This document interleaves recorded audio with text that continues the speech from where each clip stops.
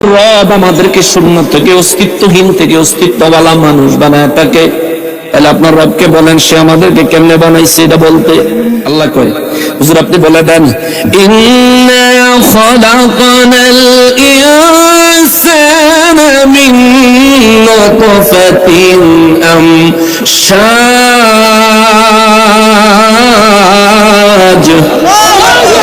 আল্লাহ বলেন নবী গো বলে দেন, নিশ্চয় নিশ্চয় আমি আল্লাহ মানুষ সৃষ্টি করেছি তার মা বাবার নুতফার মিশ্রণ থেকে। সুবহানাল্লাহ। তার মা এবং তার বাবার নুতফার মিশ্রণ থেকে। বর্তমানের বিজ্ঞান রিসার্চ করে জবাব দেয়, একজন বাবা তার বিবির সঙ্গে অর্থাৎ একজন সন্তানের পিতা সন্তানের মায়ের সঙ্গে শারীরিক সম্পর্কে যখন লিপ্ত হয়, একবারে একজন পুরুষের শরীর থেকে যেটুকু স্পাম বের হয়ে যায়, স্পাম আরবিতে বলে নুতফা, বাংলায় বলে বীর্য।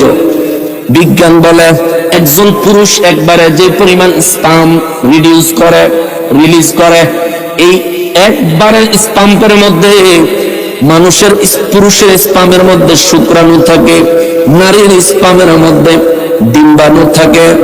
আল্লাহর হাবিব রাহমাতুল লিল আলামিনের জবান মুবারকে 1450 বছর আগে আল্লাহ বললেন, পুরুষ এবং নারী স্পামের বীর্যের সংমিশ্রণে, নুতফার সংমিশ্রণে আমি আল্লাহ তাদেরকে বানাইছি, মানুষ বানাইছি। বিজ্ঞান রিসার্চ করলো কেমনে হইল,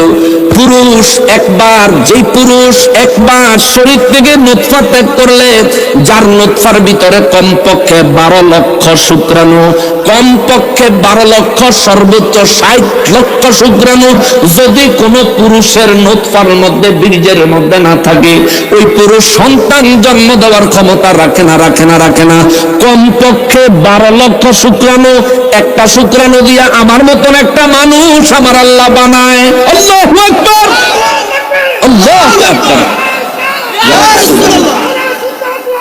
জিন্দাবাদ জিন্দাবাদ জিন্দাবাদ। একটু আধ্যাত্মিক কথা কই, দেহ নিয়ে কথা কই, নিজের একটু বুঝে। মুসলমানেরা রে, আমার পেয়ারা নবীর উম্মতেরা রে, রব্বুল ইজ্জত তার মহিমা বর্ণনা করেন। নবী গো, একজন পুরুষ একবার তার স্ত্রীর সঙ্গে শারীরিক সম্পর্কে লিপ্ত হইলে, লিপ্ত হওয়ার কারণে পুরুষ তার শরীর থেকে যেই নুতফাটা ত্যাগ করে, এই নুতফার মধ্যে কমপক্ষে 12 লক্ষ শুক্রাণু থাকে, সর্বোচ্চ 60 লক্ষ শুক্রাণু থাকে। সর্বোচ্চটা বাদ দিলাম, সর্বনিম্ন 12 লক্ষ। আমার আব্বায়, আপনার আব্বায়, আমার আম্মা, আপনার আম্মা জানের সঙ্গে যখন নাকি হালাল ভাবে শারীরিক সুসম্পর্কের মধ্যে গেছেন, তখন আমার আব্বার শরীর থেকে আমার আম্মার রেহেমের মধ্যে, আমার আম্মার গর্ভের মধ্যে আমার আল্লাহ কমপক্ষে 12 লক্ষ শুক্রাণু পাঠাইছে। আল্লাহু আকবার। 12 লক্ষ শুক্রাণু থেকে 11,99,999টা শুক্রাণু আল্লাহ বাদ দিয়া আমি একটা শুক্রাণুরে আমার আল্লাহ নির্বাচন করেছে। 11,99,999 জন মানুষ, একটা শুক্রাণু একজন মানুষ। এই 12 লক্ষর ভিতর থেকে সবাইরে বাদ দিয়া আল্লাহ আমারে আশরাফুল মাখলুকাত মানুষ হিসেবে মায়ের গর্ভে নির্বাচন করছেন। সুবহানাল্লাহ। আপনার ক্ষেত্রে এটাই হয়েছে, প্রত্যেকটা মানুষের ক্ষেত্রে এটা হয়েছে। ওই মহান রব্বুল আলামিন মায়ের গর্ভে আমাদেরকে যেভাবে সংরক্ষণ করেছেন, এখনো পর্যন্ত দুনিয়ায় এমন কোন মেশিন আবিষ্কার হয় নাই যে মেশিন দিয়া পিতার স্পাম এবং তার মাতার স্পাম এক জায়গায় রাখবে এবং সেখান থেকে সন্তান জন্ম নিবে। এমন মেশিন এখনো আবিষ্কার হয় নাই, করতে পারে নাই। আল্লাহ মায়ের গর্ভটারে এমন একটা ফ্যাক্টরি বানায় দিলেন, বাবার শরীরটারে এমন একটা জিনিস বানায় দিলেন, বাবার মেরুদণ্ডে সন্তানের শুক্রাণু দিয়ে দিলেন, মায়ের গর্ভের মধ্যে সন্তানের ডিম্বাণু দিয়ে দিলেন।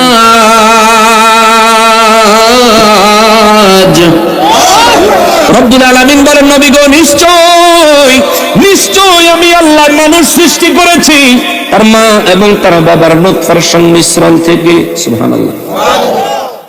1450 বছর আগে তখন কি আল্ট্রাসাউন্ড এক্সরে মেশিন ছিল? এখন কাফেররা তো একটা ফেসে পড়ে গেছিল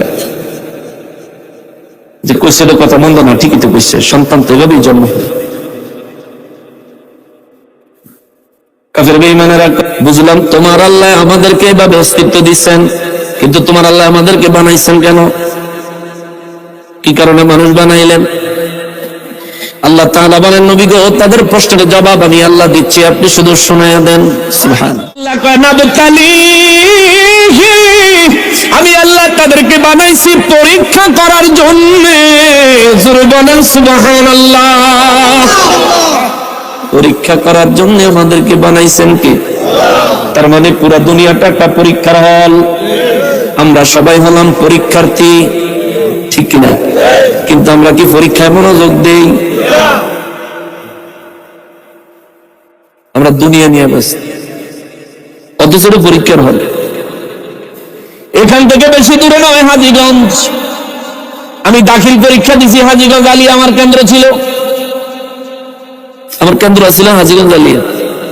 আমাকে খতিব সাহেব হুজুর এলাকার পরিচয়টা ভালো করে দিয়ে অনেকে ছিলেন। আমি হাজীগঞ্জের সন্তান, আমার বাড়ি শ্রীপুর। তো আমি শ্রীপুর দাখিল মাদ্রাসা থেকে দাখিল পরীক্ষা দিছি, আমার কেন্দ্র ছিল হাজীগঞ্জ। আপনাদের এখানে যারা আছেন আশেপাশে মাদ্রাসার কেন্দ্র কি হাজীগঞ্জই পড়ে? আচ্ছা, পরীক্ষার হলে মানুষ যখন যায় একটা নির্দিষ্ট টাইম আছে, ঠিক না বাবা? সকালে 10টায় পরীক্ষা শুরু হইব, আপনি 9টা বাজে গেলে আপনার ঢুকতে দিব। যদি 8টা বাজে যান তাহলে গেটের বাইরে দাঁড় করাই দিব, ঠিক না? টাইমে নাই, টাইম হইলে ঢুকবা। 9টার দিকে গেছেন, ঢুকতে দিব, যাও সিট খুঁজা বাইরে গিয়ে বস। পরীক্ষা শুরু হবে 10টায়, শেষ হয়ে যাবে 1টায়। ক্লাস 5 থেকে ধরে প্রায় BA অনার্স পর্যন্ত পরীক্ষা হয় 3 ঘন্টা। মাস্টার্সে গেলে অর্থাৎ কামিলে গেলে পরীক্ষা হয় 4 ঘন্টা। 3 ঘন্টা হোক আর 4 ঘন্টা হোক, পরীক্ষা শুরু হওয়ার একটা নির্দিষ্ট সময় আছে, শেষ হওয়ার একটা নির্দিষ্ট সময় আছে। তাহলে এই গোটা দুনিয়াটারে পরীক্ষার কেন্দ্র বর্ণনা করলেন কে? আমরা সবাই পরীক্ষার্থী, এটাও বর্ণনা করলেন কে? তাহলে আমাদের পরীক্ষা শুরু হওয়ার একটা নির্দিষ্ট টাইম আছে নি? শুরু হয়েছে কবে? আচ্ছা, শেষ হবে কবে? জন্ম থেকে শুরু হয় নাই। আচ্ছা, এবার মুসলমানেরা রে, আমার পেয়ারা নবীর উম্মতেরা রে, সকাল 10টায় যদি পরীক্ষা আরম্ভ হয়, আপনি যদি কেন্দ্রের ভিতরে প্রবেশ করেন 9টায়, 9টা থেকে 10টা পর্যন্ত আপনি পরীক্ষার জন্য প্রস্তুতি নিতে পারেন। আপনি নিজের সিটটা খুঁজে বের করতে পারেন, ওই জায়গায় বসে নিজের কলম, নিজের স্কেল, নিজের আরো প্রয়োজনীয় জিনিসপত্র সব সেভ করতে পারেন, রেডি করতে পারেন। আপনি পজিশন নিতে পারেন কেমনে পরীক্ষা দিবেন। যখনই 15 মিনিট বাকি থাকবে 10টা বাজার, আপনার কাছে কাগজ চলে আসবে, ঠিক না? আল্লাহ রাব্বুল ইজ্জত বলেন, নবী গো, এই মানুষ আমি আল্লাহ বানাইছি পরীক্ষা করার জন্য। এই মানুষ আমি দুনিয়ায় পাঠাইছি, তার মায়ের গর্ভে রাখছি 10 মাস 10 দিন। আমি আল্লাহ তার মায়ের গর্ভে 10 মাস 10 দিন রাখছি। তার মায়ের গর্ভে তার মুখ ছিল, কিন্তু মুখ দিয়া খানা খাওয়াই নাই। তার মায়ের গর্ভে তারা পানির মধ্যে বাসায় রাখছি। ইয়া রাসূলুল্লাহ, পানির মধ্যে বাসায় রাখছি। এরা পাতানিশির মানুষ, এ পাতানিশির মুসলমান। আজ আমি কত শক্তিশালী, কতটা সবল, কতটা উপযুক্ত, কতটা যুবক। আমার যদি এই পাতানিশে এখানে আশেপাশে পুকুর আছে না, কোন একটা পুকুরে যদি আমার 5 মিনিট ডুবাইয়া ধরে, বাসন না মরণ? কতক্ষণ না কা মরণ। 5 মিনিট যদি ডুবাইয়া রাখে মরণ। 3 মিনিট থাকুন যাইবনি, আমি ভাব 2 মিনিট, 1 মিনিট যদি রাখেন তাও মনে হয় মরার একবারে কাছাকাছি জামুগা। বাস্তব না পারি রে বাবা, আমি একটা পরিপক্ক মানুষ, শক্তিশালী। পাতানিশের পুকুরে আমারে ডুবাইয়া ধরলে 5 মিনিট বেঁচে থাকার মতন শক্তি সামর্থ্য আমার দেহে নাই। আর আমার এই দেহটা যখন নাকি একেবারেই দুর্বল, হাড্ডিগুলো নরম, শরীরের মাংসগুলো নরম, ওই সময় আমার আল্লাহ আমারে মায়ের গর্ভে পানির মধ্যে রাখছে 10 মাস 10 দিন, তাও জিন্দা। জোরে কন্যা আল্লাহু আকবার। 10 মাস 10 দিন রাখছে, তাও জিন্দা। মুসলমানের আরে, আমার পেয়ারা নবীর উম্মতের আরে, আমার বডি পাশে যা আছে এই পাশের থেকে যদি কম 2টা ওয়াল করে, এই ওয়ালের মাঝখান দিয়ে যদি আমার একটা আইনা বাহির করতে চায়, হাড্ডি গুড্ডি কি আনাম থাকবো না, ভাঙবো, ভাঙ্গা তছনছ হয়ে যাব। যদি 2টা ফিলার করে দেয়াল দিয়া 2 দেয়ালের মাঝখান থেকে উমরা থেকে যদি টানেন আমারে, এনে যদি বাইর করেন, অবস্থা বাঁচার মতন পরিস্থিতি থাকবে। কিন্তু আল্লাহ রব্বুল আলামিন কত মেহেরবান। হায় হায় হায়, রব্বুল ইজ্জত 10 মাস 10 দিন আমারে মায়ের গর্ভে রাখার পরে আমার ওজন হয়েছে কমপক্ষে 2.5 কেজি। 2.5 কেজি, কমপক্ষে 2.5 কেজি ওজন। 2.5 কেজি ওজনের আমি সম্পূর্ণ মানুষটা, যারা মায়ের গর্ভে আল্লাহ শুক্রাণু হিসেবে, পানির বিন্দু হিসেবে প্রবেশ করাইছেন, আমি এই দ্বারে পূর্ণাঙ্গ মানুষ বানাইয়া মায়ের ঠিক যেই জায়গা দিয়া আল্লাহ আমারে মায়ের গর্ভে নিছেন, আবার ঠিক ওই জায়গাটা দিয়ে আল্লাহ আমারে বাহির করছে। যেই জায়গা দিয়ে পানি প্রবেশ করানো কঠিন হয়ে যাবে, ওই জায়গা দিয়ে একটা পরিপূর্ণ মানুষ, পরিপূর্ণ মানুষ আমার আল্লাহ পৃথিবীতে পাঠালেন। মানুষ বাইরে থেকে টেনে আমারে বাহির করলেন, দাইমা হোক, নার্স হোক, ডাক্তার হোক, কে আমারে টাইনা বাহির থেকে টেনে মায়ের রেহেম থেকে আমি যখন দুনিয়ায় আসলাম, মায়ে যখন প্রসব করলেন, ওই জায়গা দিয়ে আল্লাহ আমারে অল্প একটু জায়গা রে আল্লাহর কুদরত দিয়ে এমন ভাবে প্রশস্ত করলেন, আমি একটা নরম মানুষ, হাড্ডিগুলো নরম, শরীরের নখগুলো নরম, চেহারাগুলো নরম, মুখের মধ্যে দাঁত নাই, শরীরের অঙ্গ প্রত্যঙ্গ একেবারে নরম, মাথার তালুটা ধাপ ধাপ ধাপ ধাপ করে, বাইরের থেকে দেখা যায় মাথার তালুটা উঠানামা করে। মাথার তালুতে যদি একটু জোরে কেউ আঙ্গুল দিয়া গুতা দিত, মাথায় গর্ত হয়ে যাইত। এমন একটা নরম মানুষ আমার মায়ের সংকীর্ণ জায়গা দিয়া আল্লাহ আমারে বাহির করেছে। এই বাহির করার সময় আমার শরীরের একটা হাড্ডি ভাঙা তো দূরে থাক, সামান্য কষ্ট পর্যন্ত অনুভব হইতে দেয় নাই। আল্লাহু আকবার, সামান্য কষ্ট পর্যন্ত অনুভব হইতে আমার আল্লাহ দেয় নাই, দেয় নাই, দেয় নাই। ইনি আমার রব, ইনি আমার আল্লাহ, ইনি আমার আল্লাহ, ইনি আমার আল্লাহ। উনি মনে করে দেয়, এর মানুষ, একদিন তোমার কোনো অস্তিত্বই ছিল না, আরে তুই কিছুই ছিলি না, কিসের এত বাহাদুরি, কিসের এত বাহাদুরি রে।